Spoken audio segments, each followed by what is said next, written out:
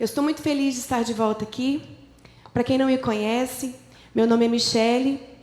Eu nasci em Curitiba, Paraná, mas muito pequena nos mudamos para a cidade da minha mãe, novamente, e eu cresci no interior de São Paulo.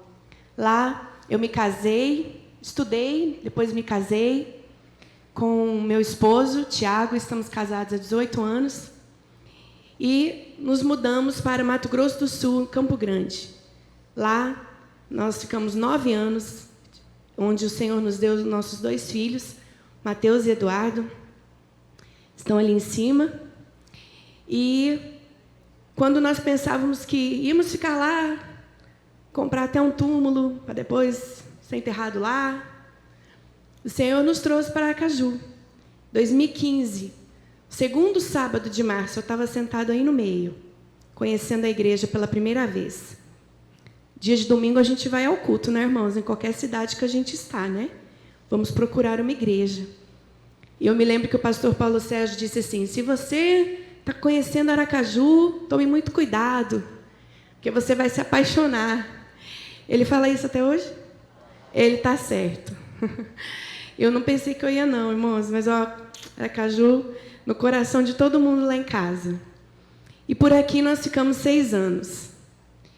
E eu tive o privilégio de servir nessa igreja, poder trabalhar com essas meninas, esses meninos. E os meus meninos já não são meninos, né? As pitidiquinhas já estão tudo liderando aqui, glória a Deus. Muito bem. E uma nova geração seguindo. Meu coração, eu estava ali me contendo, que eu tinha vontade de gritar. Que alegria. E em janeiro de 2021, o Senhor nos levou para Cuiabá. E lá nós ficamos 1 ano, Mato Grosso. E depois ele nos levou para o Rio de Janeiro, onde nós ficamos 2 anos. E agora nós estamos em Salvador. E nós moramos em Lauro de Freitas, mas meu esposo trabalha em Salvador. Meu esposo não está aqui hoje, está voltando de uma viagem. Se Deus quiser, logo mais à noite ele deve estar pousando em Salvador, que assim seja, amém. E os irmãos podem me pensar, né? Quando me perguntam, de onde você é? Irmãos, eu tenho muita preguiça de falar, por conta de tudo isso. Mas há um tempo agora, Deus tem me ajudado a responder essa pergunta. Então, quando me perguntam, de onde você é? Porque vocês percebem que o meu sotaque é todo misturado. Eu acho que eu não tenho mais nenhuma identidade de que lugar que eu sou. Eu pego tudo que é de bom de um lugar e levo comigo. Lá em casa a gente fala de Uai, porque meu marido é mineiro, até Oxente, porque essa expressão é muito boa para a gente se falar. Então, tudo lá em casa é misturado, embora os meus filhos se perguntam para eles, nasceram em Mato Grosso do Sul, mas dizem que são nordestinos, porque o Nordeste é bom demais. E o povo é melhor ainda. E quando me perguntam, eu digo, eu sou do céu e estou turistando por aqui. Mas a palavra que eu vim trazer hoje para os irmãos nessa manhã é como criar filhos peregrinos. E longe de mim, irmãos, desejar para você uma vida de aventura assim, com tantas mudanças. Acredito que não é para todo mundo que o Senhor tem esse chamado de mudar constantemente de lugar. Eu já me adaptei, eu acredito que a mudança ela é uma decisão, a adaptação é uma decisão. O Senhor nos fez para nos adaptarmos a várias situações. E nós escolhemos se vamos querer sofrer ou se vamos seguir em frente. Então, eu sempre decido que eu já me adapto antes de mudar para o lugar. Porque a gente sofre menos. Voltamos a ficar longe das nossas famílias, né? Todos os nossos familiares moram no interior de São Paulo, um pouco em Minas, e nós voltamos a ficar longe. Então, essa é a parte difícil.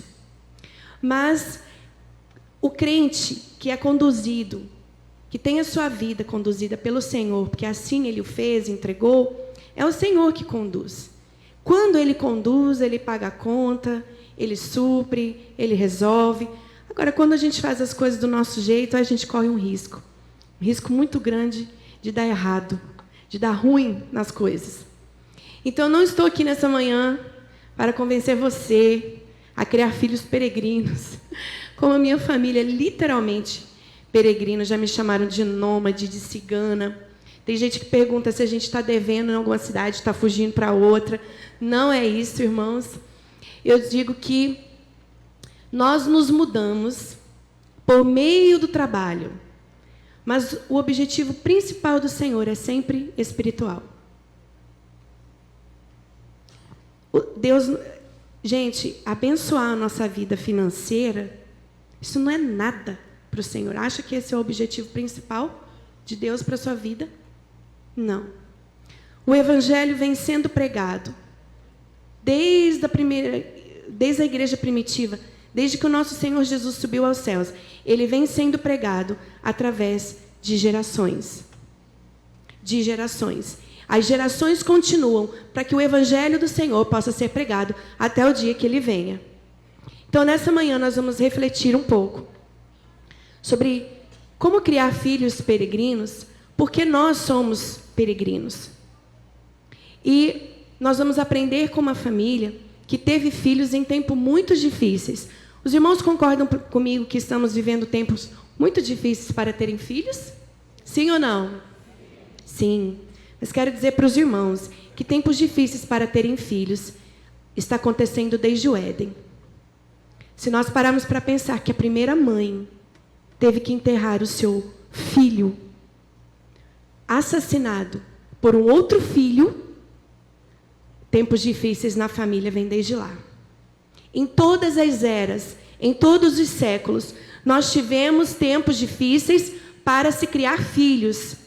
Mas em todas essas épocas, Deus levantou pessoas tementes a Deus, que se levantaram e não se curvaram à sociedade, aos sistemas corruptos e mantiveram firme a sua missão. A missão de continuar obedecendo a palavra de Deus que diz: o objetivo principal do Senhor quando fez a família era para que eles se unissem, crescessem e se multiplicassem. Para quê? Só para povoar a terra? Não. Uma das promessas da volta do Senhor é o quê? Que o Senhor irá voltar quando o seu evangelho for pregado para todas as nações. Quem é que vai fazer isso, irmãos? Os crentes. Amém? Amém, irmãos? Estão comigo? Então, nós vamos aprender hoje com uma família, rapidamente, tenho poucos minutos. Eu vou tentar ser bem objetiva. Uma família que teve filho num tempo muito, muito, muito difícil. Mas para a gente chegar a entender o contexto que essa família estava vivendo, nós vamos recapitular aqui rapidinho. Coloquei até aqui no telão. Pode colocar aí para mim.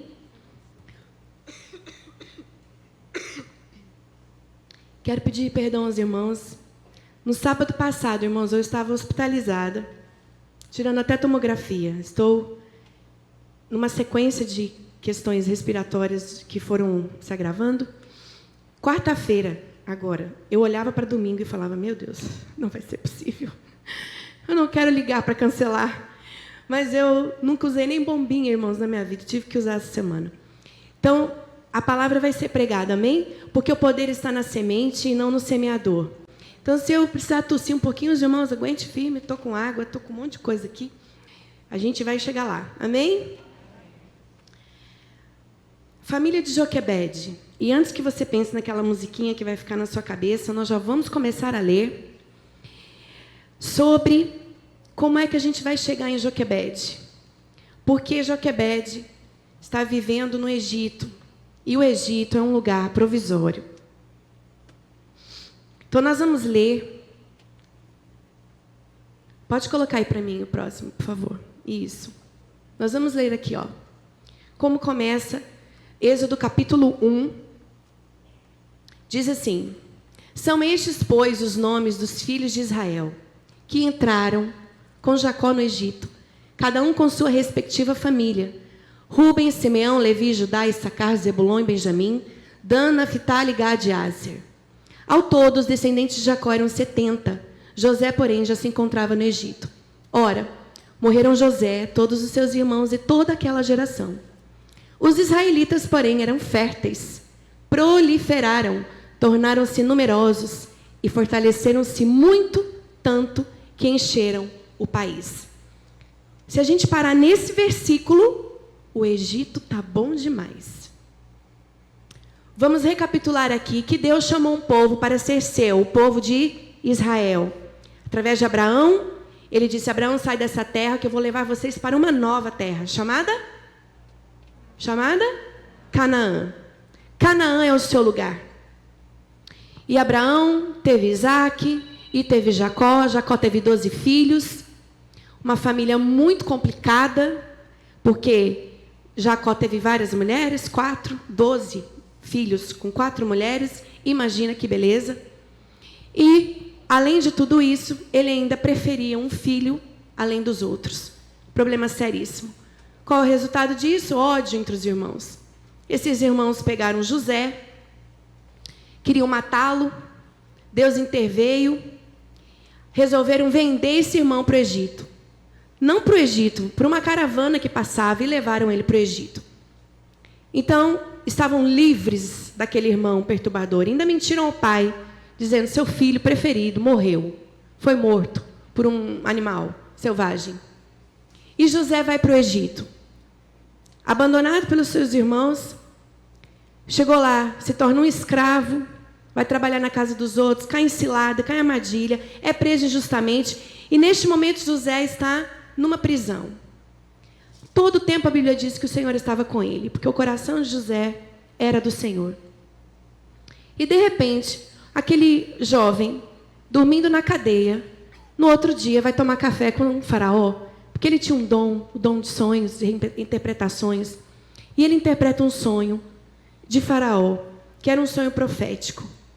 E ele diz que haveria 7 anos de prosperidade no Egito e depois 7 anos de uma seca terrível, que Faraó tinha que se preparar. Naquele momento, Faraó diz: você é o homem que vai preparar isso para nós. Então, de prisioneiro, José agora é governador. E agora ele manda naquele país só abaixo de Faraó. Ele governa tudo. E ali acontece exatamente como no sonho. Durante aqueles 7 anos, José enche os celeiros do Egito e abastece não só o Egito, mas eles abasteceram praticamente toda a terra naquela época, porque aquela nação era mais poderosa. E então a seca chega, e chega lá em Canaã também. E aí vêm os irmãos de José para buscar alimento. E quando chegam lá, encontram quem? O irmão. Ali é uma história linda que nós estamos correndo. Vale muito a pena você fazer essa leitura com seus filhos. Ali é a perdão, ali é a reconciliação. E aí nós chegamos aqui nesse capítulo 1. José manda buscar sua família. A seca está grande. Eu vou trazer minha família para sustentá-los, porque aqui no Egito eu tenho a provisão. E ele traz sua família. E ao todo eles chegam em 70. Guarda esse número. Eles chegam em 70 pessoas no Egito. O Egito aqui está próspero para eles. Eles recebem uma terra muito boa. Eles vão cuidar dos seus gados. E ali tem fartura de alimento. Mas é muito interessante, irmãos. Jacó está ali agora revendo seu filho, que achou que estava morto. Mas Jacó sabia de onde ele era. Coloca o próximo versículo, por favor. Na hora de morrer, Jacó diz assim. Jacó, que recebe o nome de Israel, certo? Aqui já está o nome de Israel. A seguir, Israel disse a José: eu estou para morrer, mas Deus estará com vocês e os levará de volta à terra dos seus antepassados. Versículo 29. A seguir, Jacó deu-lhes estas instruções: eu estou para ser reunido aos meus antepassados.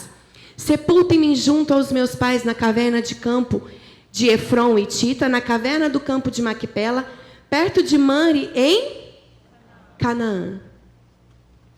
Você consegue imaginar Jacó deitado naquela cama da casa lá do filho do governador? Um lugar confortável. Devia ter pessoas de médicos ajudando, cuidando deles, servos. Mas Jacó olha para Canaã e ele diz: levem os meus ossos daqui. Eu não sou daqui. Este lugar não é meu. Ele vislumbra Canaã, porque ele sabe que o Egito era para ser passageiro. Não só ele. Se vocês voltarem lá em Gênesis, quando Deus vai falar com ele, quando José manda buscar, Deus fala, Jacó, não tenha medo de ir para o Egito. Eu abençoo vocês, eu estarei com vocês. E certamente, a Bíblia diz isso, certamente eu os farei voltar para a terra de vocês. Eu não acredito que o plano de Deus para o povo era a escravidão. Era um tempo provisório. Estava com fome, eu vou abençoar vocês. Ali Deus fala para Jacó, o seu filho José vai fechar os seus olhos. Você vai ter esse tempo de reconciliação com ele. Mas eu vou trazer vocês de volta. E Jacó morre. Mas não só Jacó. Olha o que José diz também no seu leito de morte. Próximo versículo. Antes de morrer, José disse aos seus irmãos, estou à beira da morte. Mas Deus certamente virá em auxílio de vocês e os tirará dessa terra, levando-os para a terra que prometeu com juramento a Abraão, Isaque e a Jacó. E José fez que os filhos de Israel lhe prestassem um juramento, dizendo-lhe, quando Deus intervier em favor de vocês, levem meus ossos daqui. Jacó foi enterrado lá em Canaã, porque José prometeu a ele. José levou o corpo do pai dele para ser enterrado. E agora José está pedindo a mesma coisa. E José já estava lá no Egito, casou com uma egípcia, estava vivendo os costumes do Egito, mas foi passado para ele, antes, pelo seu pai, este lugar não é do povo de Deus. Este lugar é provisório. Nós vamos voltar para lá. E José fala para os irmãos, olha, quando vocês voltarem, levem os meus ossos, que eu também quero voltar para aquela terra. Irmãos, a Bíblia, nós sabemos que nós vivemos num tempo aqui, e nós comparamos este mundo que nós vivemos ao Egito. Nós vivemos no Egito. Governado também por um líder muito ruim, maldoso. Satanás é quem governa este mundo, a Bíblia assim o diz. Satanás é o nosso faraó. E o Egito é o mundo em que vivemos. Agora, quando eu olho para essa história, e nós lemos até o versículo 7, a Bíblia diz que eles prosperaram, que eles cresceram, que eles se multiplicaram, e eles estavam vivendo bem no Egito. Eles não estavam escravos. O que aconteceu nesse tempo? Para de agora em diante, do próximo versículo que nós vamos ler, muda toda a história do povo de Deus. O que acontece de uma geração para outra, que de repente, uns olham para Canaã e outros olham para o Egito? Que coisa boa! Perderam de vista Canaã. Irmãos, tempos de paz e prosperidade podem ser um risco para perdermos de vista a nossa Canaã celestial. É um risco muito grande que a gente corre quando a gente começa a gostar de tudo disso aqui. Conforto, os bens. Para quem vive uma vida muito sofrida, esperar a volta do Senhor é até mais fácil. Mas para a gente que às vezes está vivendo bem, um ar-condicionado na igreja, confortavelmente, às vezes a gente perde de vista a nossa terra. Nessa manhã o Senhor está nos trazendo aqui para nos lembrar que o Egito é um lugar provisório e nós não somos deste mundo. O nosso lugar é Canaã. E o que a gente tem que fazer para não acontecer o que vai acontecer aqui agora? Vamos seguir agora para o próximo slide, por favor. Os planos do inimigo para acabar com as famílias do povo de Deus. Versículo 8. Então subiu ao trono do Egito um novo rei, que nada sabia sobre José. Disse ele a seu povo, vejam, o povo israelita é agora numeroso e mais forte que nós. Temos de agir com astúcia para que não se tornem ainda mais numerosos. E no caso de guerra, aliem-se aos nossos inimigos. lutem contra nós e fujam do país. Agora mudou. De repente surge um novo rei. Isso não foi de um dia para o outro, né, gente? Passaram-se anos. Os primeiros anos, vários anos, na verdade. O povo ficou no Egito 430 anos. Não foram escravos 430 anos.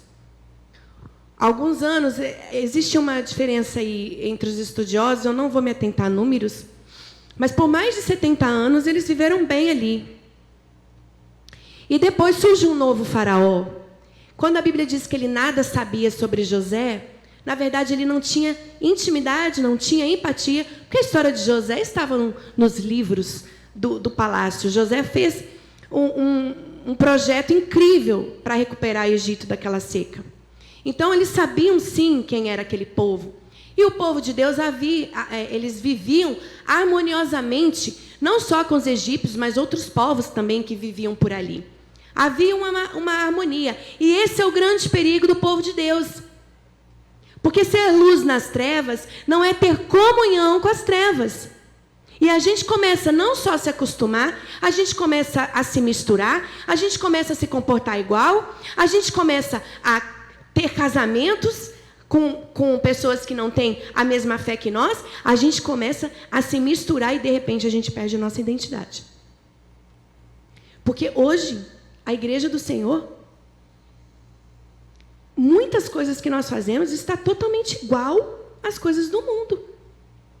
Não está tendo mais diferença. Até pouco tempo atrás, irmãos, eu conheci essas músicas que se tocam por aí agora, em festas de casamento, de pessoas que não eram crentes, que a gente ia. E na hora daquela festa, Senhor Jesus, cada letra de música, cada coisa que eu falava, isso está tocando numa festa de casamento. Mas hoje, a gente fica conhecendo essas músicas, às vezes, até mesmo dentro do casamento de uma pessoa crente. Jesus é convidado a estar presente na cerimônia religiosa e na hora da festa ele é convidado a se retirar. Porque Deus habita em meio aos louvores e o contrário disso também é verdadeiro. De repente a gente coloca as músicas que invocam demônios, que invocam espíritos de prostituição e está tudo certo, porque é uma festa, vale. Até mesmo as irmãs que vão casar, quando não vem com aqueles vestidos a vácuo, parece que troca o vestido da lingerie, da noite de núpcias, entra como um vestido de noiva na igreja, e o pastor ainda tem que fazer o casamento aqui com a irmã com o decote aqui, mas põe uma telinha, está tudo bem. Está tudo igual. Cadê a diferença? Onde é que está a diferença entre um povo que busca santidade, não santo, sem pecado, mas um povo que busca santidade, e o povo que está imerso às trevas? Não se espera nada disso. Quando eu vou para um casamento ou para uma cerimônia de pessoas que não são cristãs, eu não espero que dali vão surgir músicas que me acalmem, que me edifiquem. Por quê? Porque eles não têm comunhão. Agora, quem tem comunhão com o Senhor, como é que faz isso? É o Egito. Os olhos estão no Egito. O Egito está bonito, está legal. Senão eu vou ofender as pessoas do Egito. E o Senhor? Ele pode ser ofendido. Isso já tem quem faça. As pessoas que vivem nas trevas já ofendem o Senhor. Agora os filhos deles, renovados, restaurados, lavados e remidos pelo sangue do Cordeiro, ofendendo o seu Senhor. Eu olho para o Egito, nem olho mais para o céu. Se Jesus demorar mais para voltar, até melhor, porque está tão bom.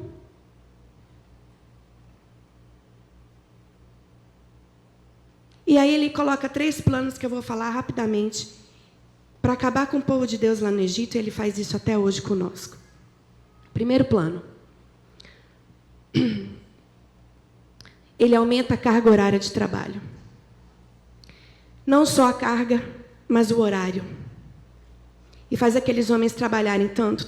Pode passar. Aí tem o versículo, não tem? Na frente? Pode passar.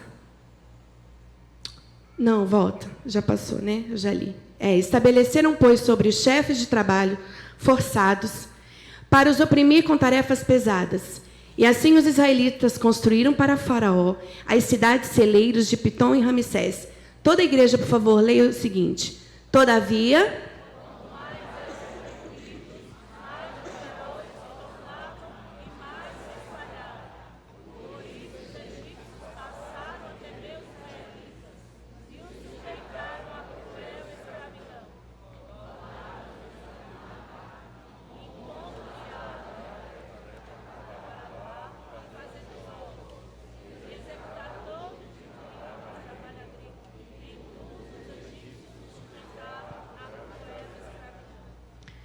Lá não funcionou muito esse plano. O que ele queria? Vamos forçar esse povo a trabalhar muito, vão chegar em casa cansados, vão parar de ter filho. Mas não tinha internet, né, irmãos? Nem TV, nem nada dessas coisas. Era chegar em casa mesmo e trabalhar mais. E aumentaram a carga de trabalho, aquele povo começou a ser oprimido, e aí começaram tempos muito difíceis. E hoje, no Egito, não está diferente, não. A gente trabalha, cada vez trabalha mais.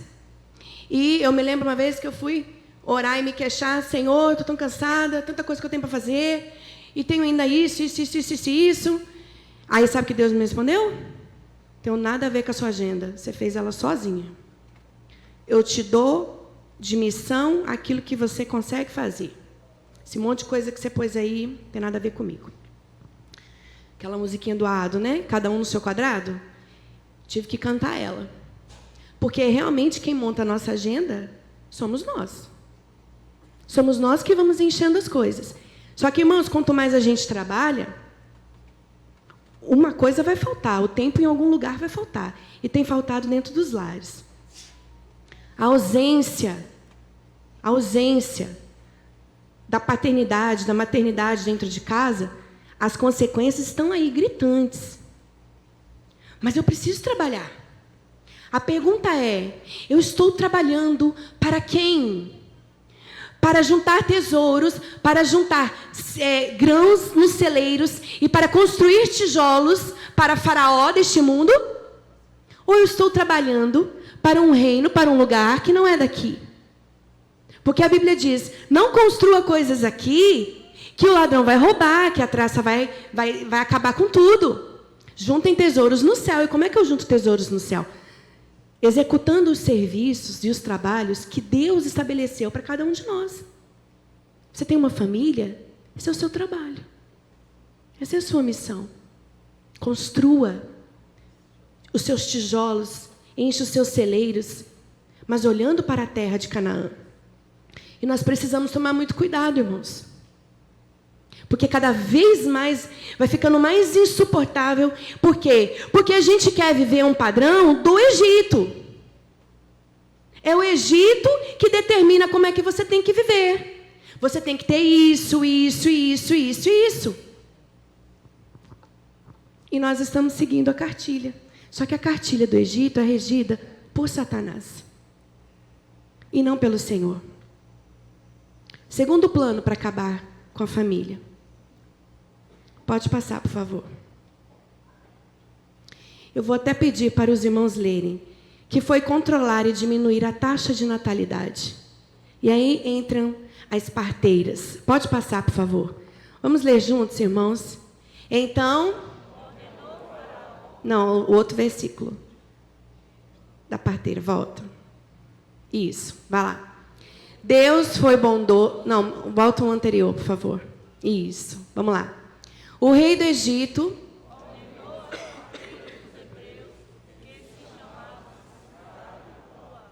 Quando vocês ajudarem as hebreias a dar à luz, verifique se é menino. Se for, matem-no. Se for menina, deixem-na viver. Todavia, as parteiras temeram a Deus e não obedeceram às ordens do rei do Egito. Deixaram viver os meninos. Então o rei do Egito convocou as parteiras e lhe perguntou: por que vocês fizeram isso? Por que deixaram viver os meninos? Responderam as parteiras do faraó: As mulheres hebreias não são como as egípcias. São cheias de vigor e dão à luz antes de chegarem às parteiras. Próximo.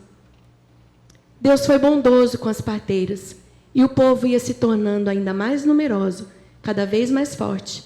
Visto que as parteiras temeram a Deus, Ele concedeu-lhes que tivessem suas próprias famílias. Matar bebês é muito antigo, esse plano de Satanás. Porque não pense vocês que é só para não nascer mais criança.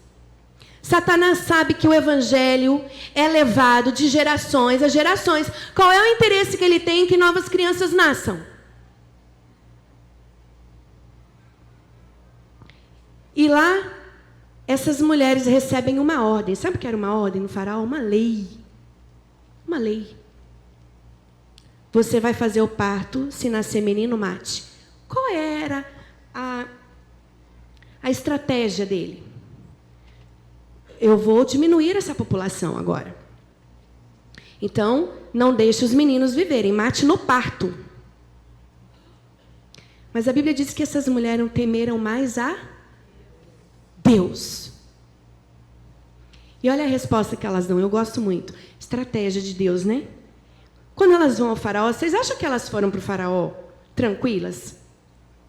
Eu penso para mim que elas já foram sabendo que ia morrer. Porque elas desobedeceram a ordem de o maior líder daquela época. Era a sentença de morte. Ele ainda foi perguntar para elas. Ele já podia ter mandado matar sem perguntar. Por que vocês não mataram? E elas dizem que as mulheres hebreias são diferentes. Elas são cheias de vigor. Ô mulherada boa, corajosa, que está faltando hoje no povo de Deus. Elas têm vigor. Quando eu chego lá, ela já nasceu, não sei cadê o neném. Estratégia, sabedoria. Mulheres tementes a Deus, são mulheres sábias. E, por intervenção do Senhor, elas foram poupadas.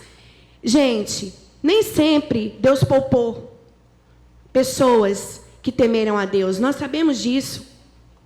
Muitos mártires morreram. Até hoje, nossos irmãos perseguidos são mortos. Nem todas as pessoas foram poupadas. Mas o Senhor é quem dá a recompensa. Ele abençoou aquelas mulheres. Não deixou que Faraó as matasse e ainda abençoou com famílias. Elas até aqui, acho que faziam parto dos outros. Não tinham filhos e agora elas vão ter famílias. Mas olha que interessante.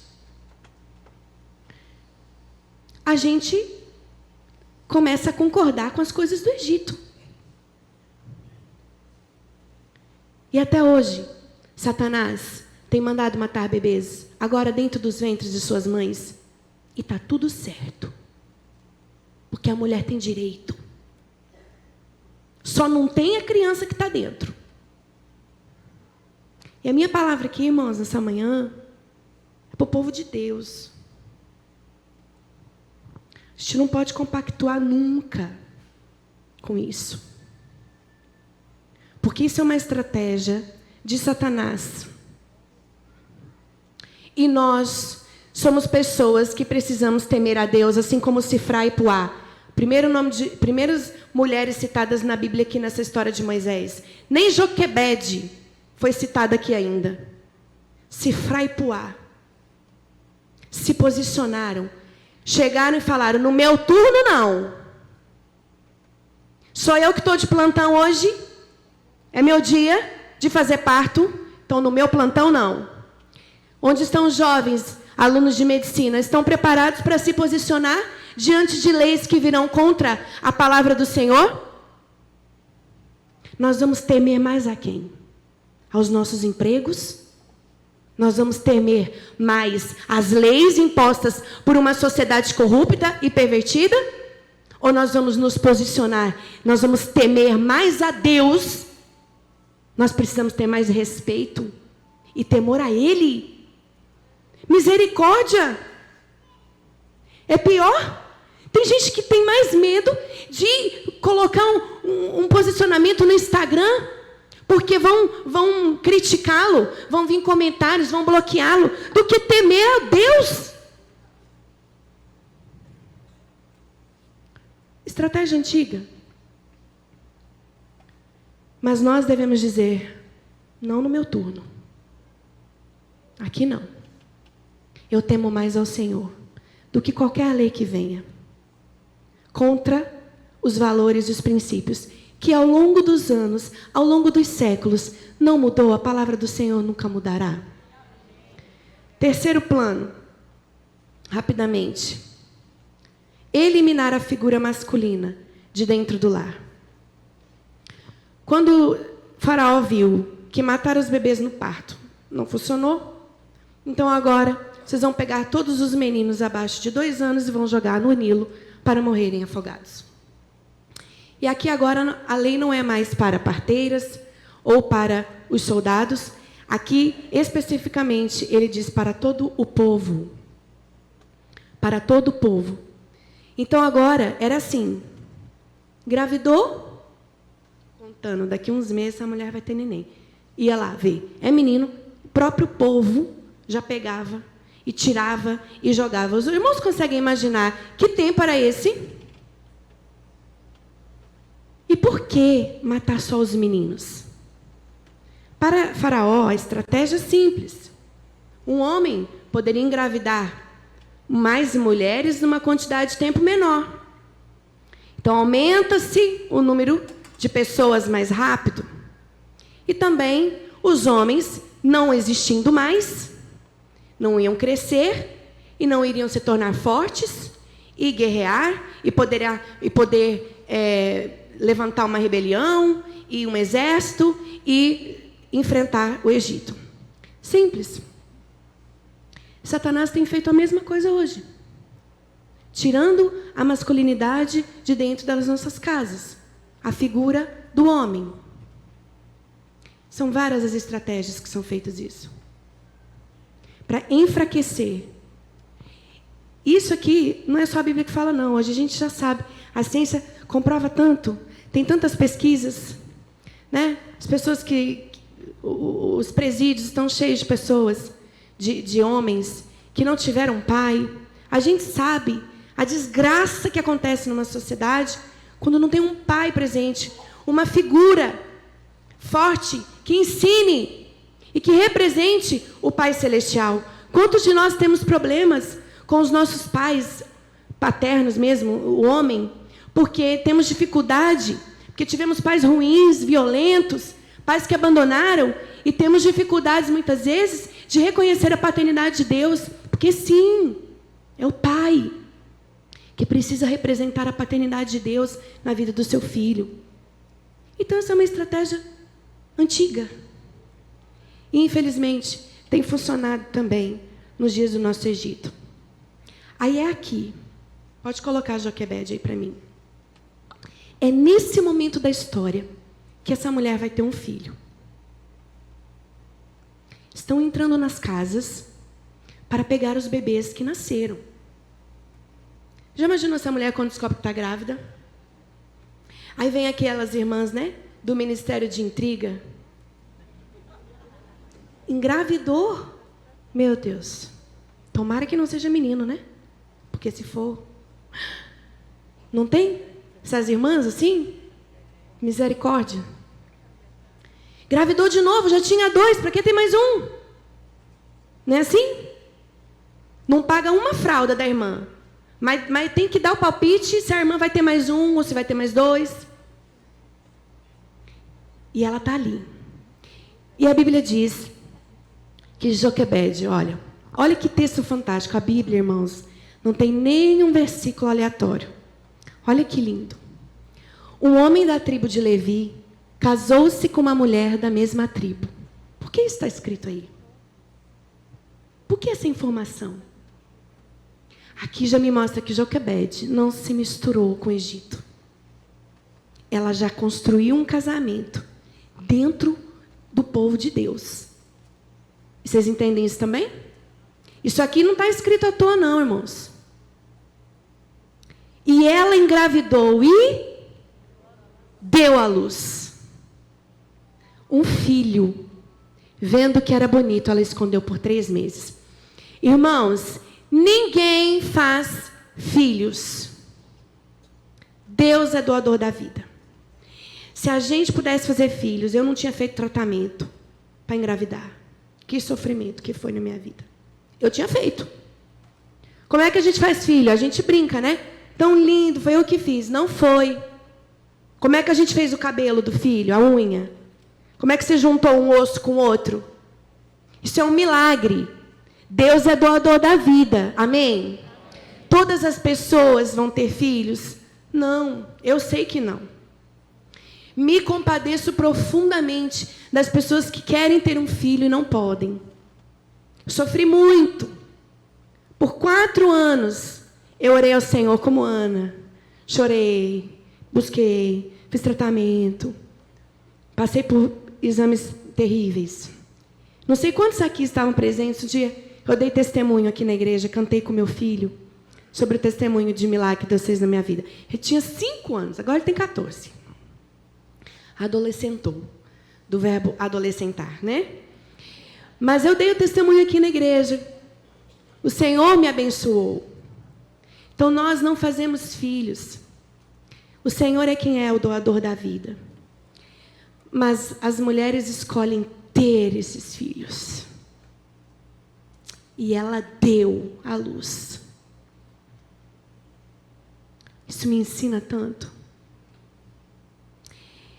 E ela escondeu por 3 meses. Aqui ele já nasceu. Mas vamos contar aqui, irmãos. Ela engravidou. E depois que ele nasceu, com 3 meses, dá quanto tempo? 1 ano. 9 meses de gestação. Mas 3 que o menino nasceu, essa mulher teve 1 ano para planejar, para orar, para buscar o Senhor. E minha imaginação voa aqui. Porque, irmãos, de um versículo para o outro passou muito tempo. Tem uma história aqui. Não vou cometer nenhuma heresia, não. Mas, irmãos, concordam comigo que essa mulher, temente a Deus, e orar, Senhor, me ajuda. O que eu vou fazer? Senhor, tu sabes quem está dentro de mim? Se é um menino ou uma menina? Senhor, me dá estratégia, me ajuda. Devia usar umas roupas mais largas, andar pela rua, observar o que eu vou fazer, o que eu vou fazer. E eu acredito muito que as 3 coisas que nós vamos ver aqui agora que ela fez. Deus deu essa estratégia para ela. E nós vamos aprender com Joquebede como ter filhos em tempos tão difíceis. Mas hoje, infelizmente, existem razões. Gente, eu fui fazer uma pesquisa. Fiquei tão horrorizada. Existem livros. 40 razões para não ter filhos. Outros têm 100 razões para não ter filhos. Eu escolhi alguns, rapidinho. Pode passar para mim. Filhos são caros. Foco na carreira espiritual. Sou pai de pet. E o mundo está um caos. Tem muitos outros, né? Se você for olhar, olhe não, te faz bem não. Mas eu coloquei esses aqui. Filhos são caros. São caros, irmãos? Sim ou não? Sim. Filhos não são caros. Caro é o padrão que o Egito estabeleceu de como você tem que ter um filho. É óbvio que filho não come vento, não come ar, né? Come comida, veste roupa, estuda. A gente sabe de tudo isso. Mas por que gerações passadas conseguiram viver e ter seus filhos? E a nossa não consegue, não? Porque está muito caro. Porque eu escolhi seguir a cartilha do Egito. O lazer tem que ser uma coisa, assim, maravilhosa. Não pode ser aquilo que eu consigo pagar. Então, é melhor não ter filho. Estou colocando aqui coisas que pessoas colocam, as razões para não ter filhos. Tem gente que escolhe não ser pai e mãe por causa disso. Tá? Nós que somos, que já temos os nossos filhos, nós sabemos que é relação mesmo para poder manter uma casa. E nós queremos sim dar o melhor, e isso não é pecado. Mas nós esquecemos das promessas do Senhor na Bíblia, quando Ele diz, por que você está se preocupando com o que você vai comer e com o que você vai vestir? Sou eu quem dou. Faça o que você tem que fazer. Deus nunca nos prometeu dar o que nós queremos. Ele nos prometeu dar o que precisamos. Mas aquilo que você precisa nem geralmente é o que você está querendo. A gente quer mais. Muito mais. Mas mais para quê? Para abençoar o reino de Deus? Olhando para Canaã? Ou mais para juntar aqui no Egito? Que vai ficar tudo? Aí tem gente que fala assim, nossa, coitado de fulano, morreu tão rico. Ninguém morre rico. A pessoa vive uma vida rica. Mas quando ela morre, morre pobre. Levou nada. Nada. O dinheiro que ela juntou vai ficar para os outros. No máximo, coloca uma roupa nela no caixão. Estou errado ou não? Ninguém morre rico. Todo mundo morre pobre. Vai embora sem nada. Carreira profissional.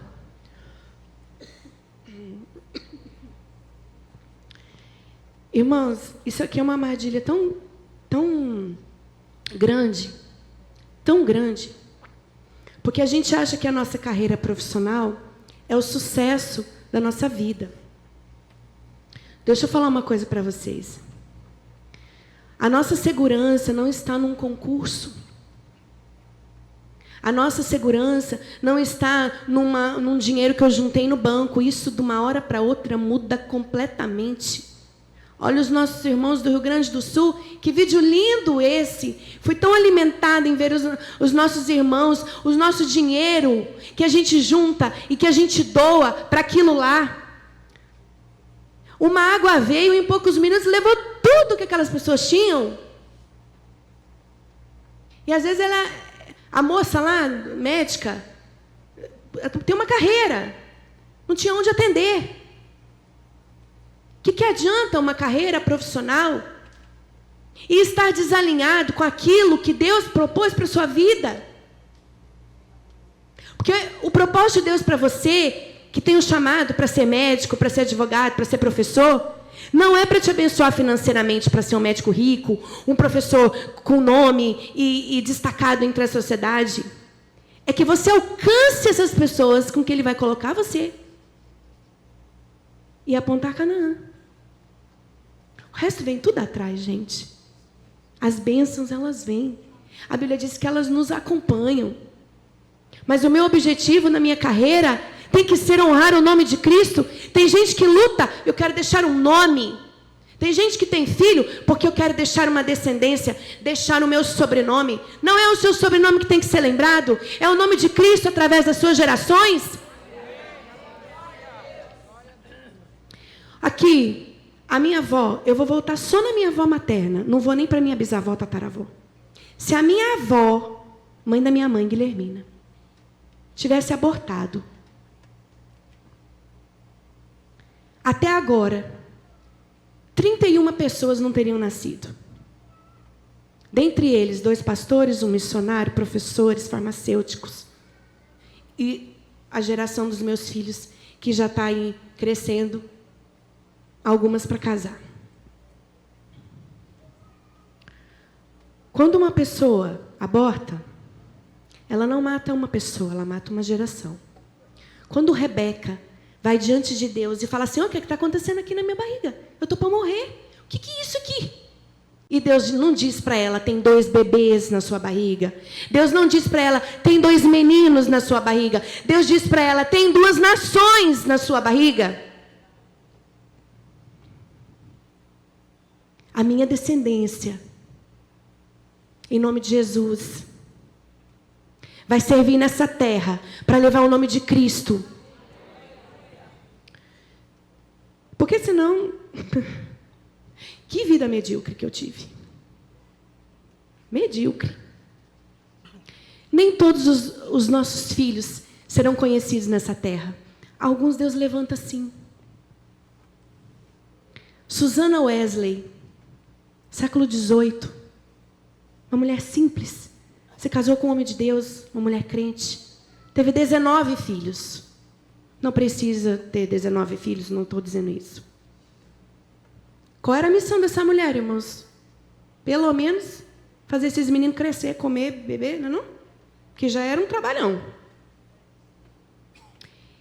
E a história conta que, quando Susana teve esses filhos, naquele momento, a Europa estava vivendo...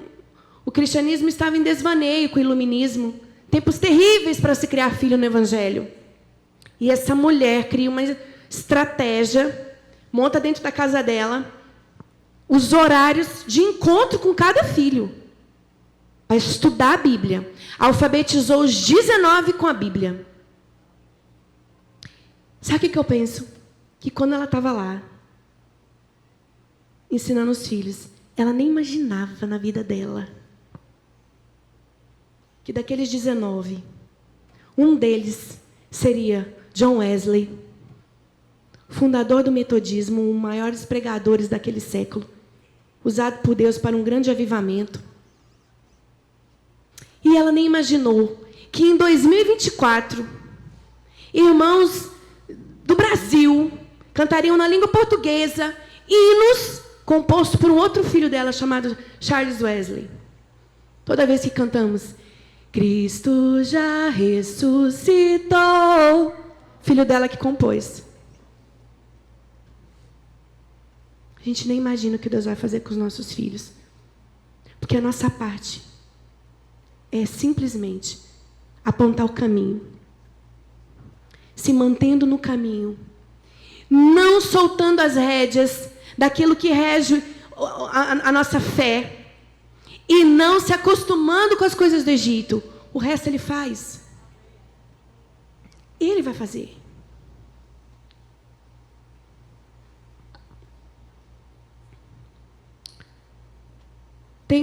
Sou pai de pet. Irmãos, eu vou falar bem rapidinho isso aqui, que eu estou sem saúde. Eu tenho um cachorrinho. O nome dele é Joy, que significa alegria, né, em inglês. Ele é uma alegria lá em casa.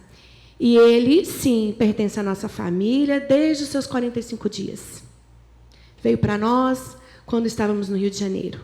E quando nos mudamos para Salvador, eu trouxe o Joy. Tive que pagar a passagem de avião dele. Tudo certinho. Mora com a gente. É uma alegria.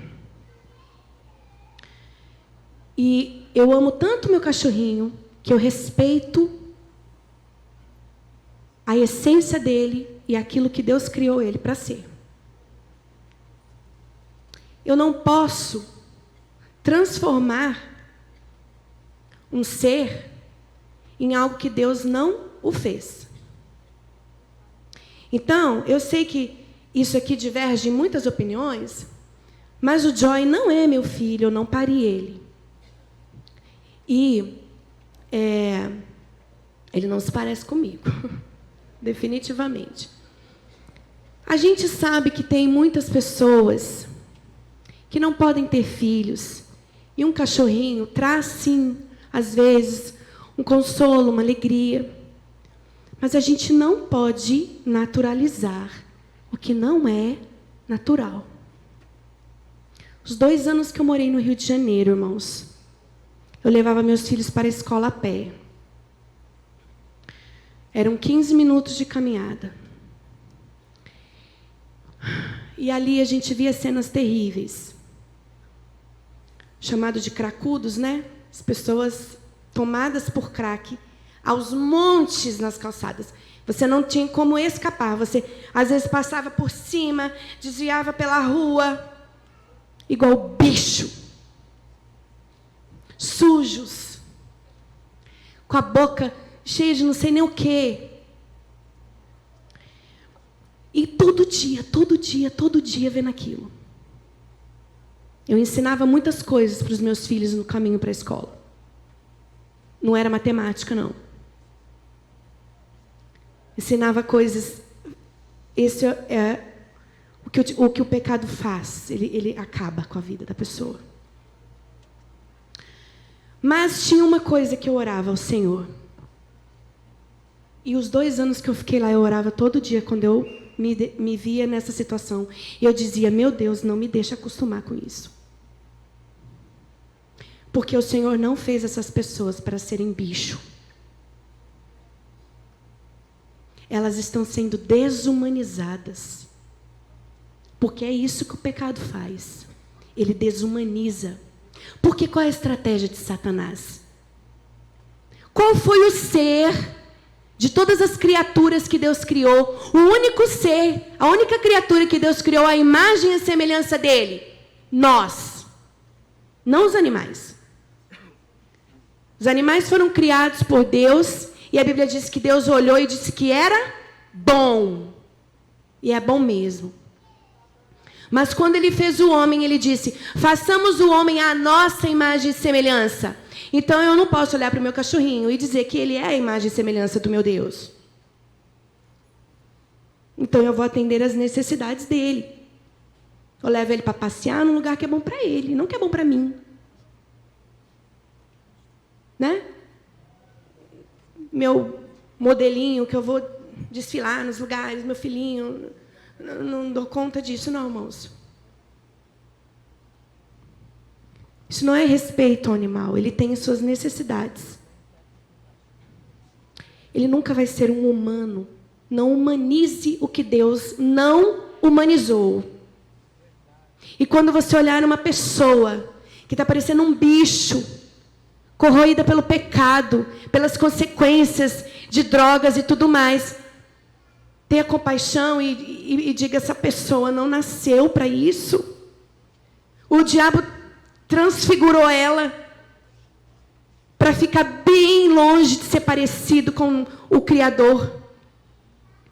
Então eu orava, falei, Senhor, não me deixa acostumar. Sabe por quê, irmãos? Porque se a gente anda todo dia no mesmo lugar, vê todo dia a mesma coisa, daqui a pouco a gente já não está sentindo mais nada.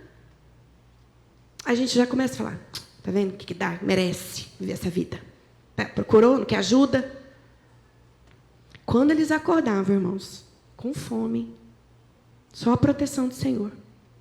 Porque não tem mais consciência do que está fazendo. Tenha seu animalzinho de estimação. Eles são uma alegria para a nossa casa. Mas nunca serão nossos filhos. E o mundo está um caos. Para que eu vou pôr filho no mundo se o mundo está do jeito que está? Sabe por que o mundo está do jeito que está? Porque as pessoas boas que têm o Senhor estão deixando de ter filho. É por isso. Quem é bom não põe gente boa. Aí quem é ruim vai encher mesmo. Irmãos, Deus, presta bem atenção aqui. Lá atrás, quando aqueles irmãos, a nossa Bíblia foi escrita, que diz, o mundo jaz no maligno. Se eles tivessem desistido, né? O mundo jaz no maligno mesmo, para que eu vou? Já tenho a salvação, já conheço Jesus. Para que Paulo foi viajar para tantos lugares na Europa para pregar o Evangelho? Se o mundo jaz no maligno. O mundo jaz no maligno há muito tempo. Esse é o nosso tempo. Essa é a nossa época. Vamos avançar com o reino e obedecer a palavra do Senhor. Isso não pode ser justificativa de forma alguma. Mais uma coisa que Joquebede fez. Ela protegeu e confiou em Deus. Pode passar para mim, por favor. Olha que interessante. Eu nem vou ler o texto para não me atrasar aqui muito. Diz que ela, depois desses 3 meses, quando ela não podia mais esconder o seu filho, ela fez um cesto. Colocou ele nesse cesto. E é tão interessante que a Bíblia diz o que ela usou. Já são 11 horas, né, irmãos? O tempo já passou, né? Irmãos, me dão 5 minutos? Estou encerrando. Onde mais a gente lê sobre betume e piche? Na Bíblia. Na arca. Noé construiu, com as referências que Deus deu, construiu a arca para ele. E você vai colocar com betume e piche. Aquela mulher sabia da história. Ela usa os mesmos materiais e ela forma uma arquinha. Ela protegeu o seu filho para que ele não morresse afogado. E vocês acham que ela deixou ele ali assim? Aquela mulher planejou tudo. Ela já sabia que aquela princesa tomava banho lá, porque essa mulher teve 1 ano para se programar. Deixou a filha dela ali. Os irmãos acham que ela esqueceu a filha dela ali para ficar olhando e foi embora chorando. Menina, fica aqui. Isso é interpretação minha, viu, irmãos? Presta atenção que aquela princesa toma banho. É a minha última estratégia. Fiz tudo o que eu podia, Senhor, agora está com o Senhor. E a menina ficou ali. E quando a princesa escuta o bebê e tira, vê que é um menino hebreu, provavelmente pelas suas roupas, chega a menina, quer ajuda? Quer que eu busque alguém para dar mamar para ele? Não, essa menina saiu da onde? Essa menina estava colocada lá. Que é assim que mãe faz. Mãe protege. Mãe cria estratégia, está de olho em tudo. E aí a princesa terceiriza o serviço. Não é assim que muitas mães fazem hoje? Manda buscar. Vou te pagar. Cria um menino para mim e me devolva ele grande. Ó, que coisa boa. Não tem birra. Não tem choro de noite quando o menino está com fome. Terceirizou o serviço, que é o que está acontecendo hoje. Mas Deus dá o privilégio para Joquebede criar o próprio filho até ele ser desmamado. E ali ela amamenta. Mas eu tenho certeza que enquanto ela estava amamentando... Irmãos, vamos lembrar aqui que nessa época não tinha ainda o Pentateuco. Quem vai escrever? O filho dela. Não tinha os Salmos de Davi, nem existia. Essa mulher não tinha ainda festa de Páscoa para comemorar. Por quê? Porque é o filho dela que ela não sabe que vai instituir a primeira Páscoa. Ela não sabe que é o filho dela que vai libertar o povo dela da escravidão. Aí eu fico pensando, o que essa mulher fazia com esse menino? Ela tinha poucos recursos religiosos ainda. Mas eu acredito que ela falava, olha, Moisés, nós só temos um Deus. Na nossa casa não tem imagens. Na nossa casa não tem ídolos. Porque aqui só tem um Senhor. E Moisés, nós não somos daqui. Esse aqui não é o nosso lugar. Era para ser passageiro, Moisés. Mas nós ficamos escravos. Mas nós não somos daqui, meu filho. Eu acredito que ela falava isso. As canções que ela cantava para ele. E ela, por quê? Porque ela tinha pouco tempo. Pode passar para o próximo slide. Ela tinha pouco tempo com seu filho. Ela sabia que ela ia ter que devolver ele. Então ela aproveitou o tempo que ela tinha com aquilo que era mais importante. Sabe por quê, irmãos? O profissional, a educação, a cultura, ele recebeu isso tudo no palácio. Moisés foi um homem culto, tanto que ele sabia escrever. Porque ele aprendeu toda a cultura egípcia, rica naquela época. Ela não se preocupou com isso, não. Ela se preocupou com aquilo que ninguém daria para o filho dela. Ela apresentou o Senhor. E quando a primeira citação que fala que Moisés já era um homem adulto, ele saiu do palácio e ele viu e chama o quê? Que os seus irmãos, ele sabia que aquele povo era dele. Quem contou isso para ele? A princesa? Não acredito, não.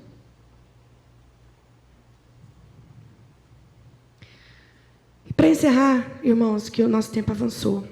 Põe o último slide, por favor. Como é que eu vou ensinar meu filho a ser peregrino se eu não tiver a minha mente restaurada? Que eu sou um peregrino.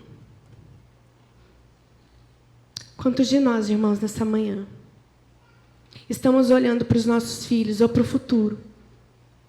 Não, eu quero que o meu filho seja feliz. Irmãos, deixa eu falar uma coisa aqui.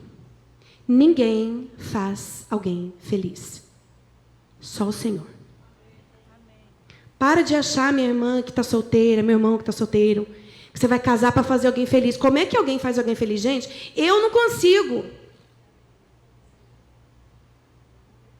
Se a felicidade está em Cristo, a gente compartilha a felicidade com outra pessoa. Deus não mandou o homem mandar a mulher. Deus não fala para o homem, faça sua mulher feliz. Ele fala, ame. Como é que Deus vai mandar a gente fazer o outro ser feliz, gente? Se ele sabe que a gente não consegue? Nós compartilhamos a felicidade que encontramos em Jesus. Ele é quem nos supre. Feliz é o homem que teme ao Senhor e anda em seus caminhos. O resto vem tudo atrás. Ele terá uma esposa, ele terá filhos, ele terá trabalho. Então para de querer falar, eu quero que meu filho seja feliz. Fazendo o quê? Tendo uma carreira? Só estudando? Não, ele vai ser feliz se ele conhecer o Senhor. E o restante virá atrás. Temos pouco tempo, irmãos. E o que a gente está fazendo? A gente está juntando um monte de garrafa de água PET para deixar meu filho abastecido com água. E quem pode constrói um celeiro com bastante água para ele quando partir, meu filho não vai morrer de sede. Mas a gente tem a fonte da água viva e não entrega a fonte da água viva para o filho, fica juntando garrafa PET. Até quando nós vamos fazer isso? Irmãos, ele vem. Ele vem. Pode subir, irmão, vai me acompanhar. O Senhor está vindo. Ele está voltando. Irmãos, tem hora que eu acho que ele não vai demorar muito não, sabe por quê? A Bíblia diz que ele vai vir resgatar os seus. Essa é uma geração que está sendo dominada pelas telas de uma tal forma. Que é a primeira geração que não vai superar os pais no intelecto, no conhecimento. Essa geração não está sabendo conversar, gente. Tudo perturbado na mente por causa de tela. Viciado. Tira um celular de um menino, ele tem uma crise de abstinência. Igual droga. Quem foi que deu? Irmãos, não é fácil, eu sei que não é. Meus filhos não têm celular ainda, irmãos. Eu não dei. Meu filho tem 14 anos. E não é fácil. É o único da sala que não tem. Mas quando eu lembro da família ali que o menino tinha 18 anos, também não tinha, então tá bom. Vou seguir no mesmo caminho. Não é fácil não, eu sei que não é muita conversa. Tem dias, irmãos, que é tão cansativo. Você conversar. A gente precisa ensinar aos nossos filhos que a frustração é importante. Essa geração não sabe escutar um não, tem um chilique. Onde estão os pais e as mães que vão aproveitar o pouco tempo que tem com os filhos e dizer, vocês não são daqui. Eu digo aos meus filhos, eles, mãe, eu não sei ainda o que eu vou ser, sabe?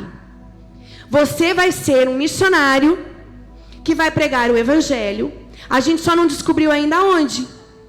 Se atrás de uma mesa de um consultório, se atrás de uma lousa de sala de aula, sendo um empresário ou um atleta. Isso a gente ainda vai descobrir. Com muita oração, porque nós vamos perceber os dons e os talentos que Deus colocou em vocês, que não foram aleatórios, tem um propósito a ser cumprido. Mas é isso aí que vocês vão ser. É tão fácil, irmãos. É mais fácil. É libertador. O menino não fica com aquele, ai meu Deus, está chegando o tempo de faculdade. Mais 4 anos o meu filho termina o ensino médio. Do fundo do meu coração, já me libertei disso. Eu não estou preocupada qual é a faculdade que ele vai estudar. Porque eu tenho um Deus que vai pagar a conta daquilo que Ele me mandou fazer.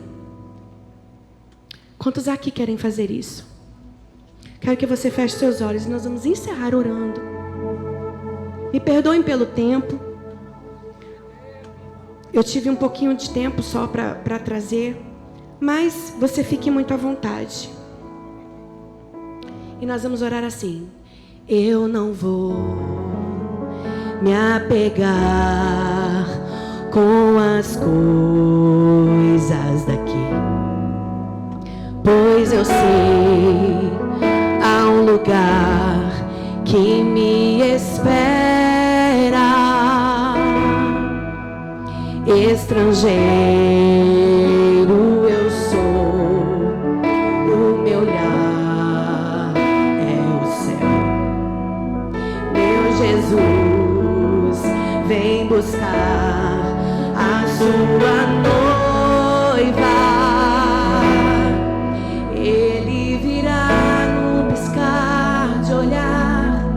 Quem estiver com ele irá. A sua glória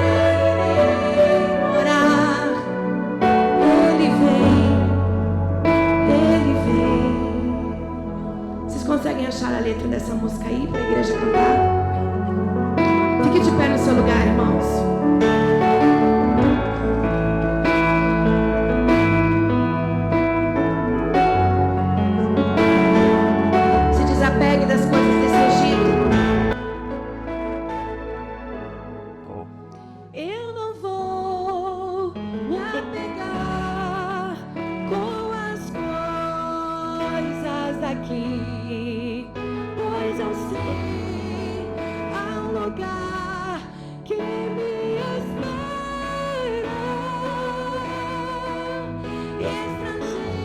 Estrangeiro meu sou, o meu lar é o céu. Meu Jesus vem buscar a sua noiva. Ele virá no buscar de olhar. Quem estiver pronto com ele irá. A sua glória com ele morar. Ele vem. Não mais tristeza, não mais temor. Junto com os anjos cantar eu vou. Digno é o Cordeiro que se entregou. Ele vem. O Rei está voltando. O Rei está voltando. A trombeta está soando. Meu nome a chamar. O Rei está voltando.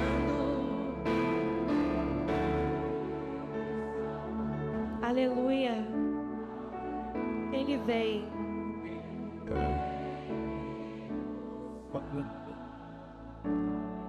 E que a gente possa ir junto com a nossa família.